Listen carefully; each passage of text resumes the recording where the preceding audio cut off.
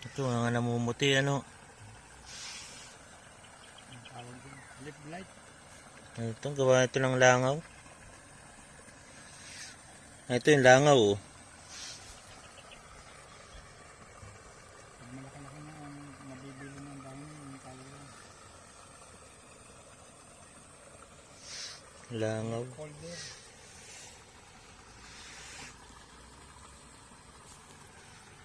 Iba pa ho yun, Leopoldo.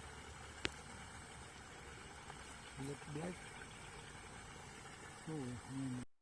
Magandang buhay mga kaani. Na ito na naman po si Kuya Harvest para mag-update po dun sa atin pong ginagawang demo at ipakita sa inyo yung common na nagiging problema po namin habang lumalaki yung palay. So ito nga po yung isang klase ng insekto na talaga namang hindi na kami tinantanan.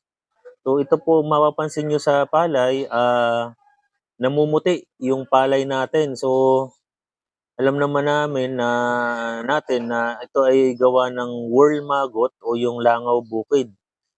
So ito po yung ilang linggo pa lang ito buhat nung itinanim at makikita natin yung pinsala ano po. Namumuti talaga halos lahat ng palay. So kahit po saang lugar doon sa demo na 8 hektarya, ganun po lagi yung mga sitwasyon. So ito pong langaw bukid, ito po ay nagpaparami dun sa palay na bagong tanim natin hanggang sa 40 days na nakatanim ang palay natin. So, ang problema ho dito, kapag sumuot na yung kaniyang magot o yung anak niya dun sa pinakaibutod ng palay, ayan o, akala mo maganda sa malayo, pag nilapitan, inisom mo yung camera, kita talaga yung pinsala. So, ayan, kaya namumuti yung dahon dahil paglabas ng dahon buhat dun sa ubod, may pinsala na gawa ng mga worm maggot.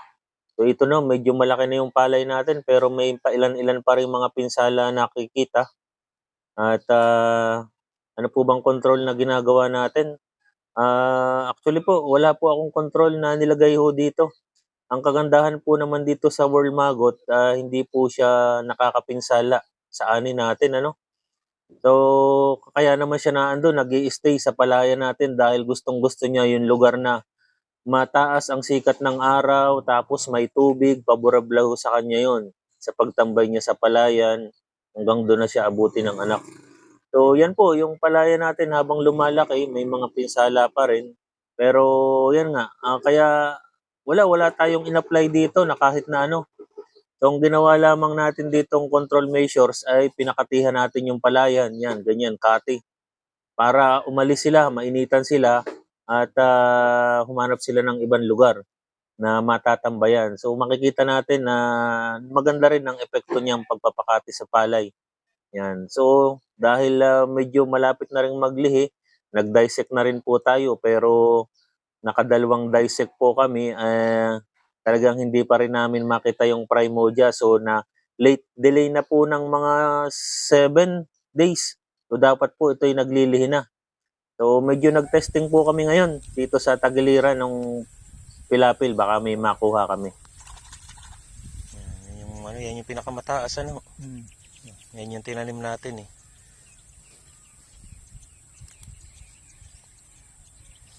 Pag yan mayroon, mga 5 hanggang 7 araw, ano na rin yan, lilihin na rin yung mga suwi, kaya tatamaan natin yung karamihan.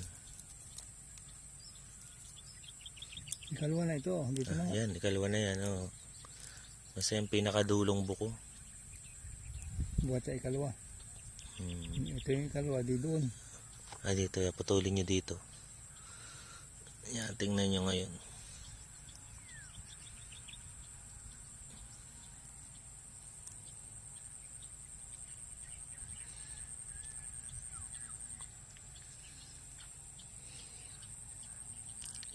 Dyan.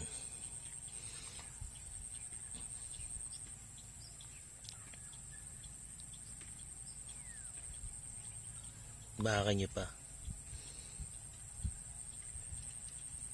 Ayan, ganda. Ito naman, yun. Oo. Ano nga sir, oh. Ang ganda, no? Mm. Ayan, no? Parang may bala-balahibo. Doon nga. Yan, dapat ganyan, sakto yan. Pag Mm. ganyan na, dyan na tayo magpapataba. Sasabog ng abono. Abono na tayo niyan. Kailangan sa 10 ay mga 6 na 7. Oo. Puligan na isang ano. Oo. Yan, timing na timing yan, ganyan ka, ano. Kaya mamomonitor nyo talaga halos kada ikalawang araw. Mm.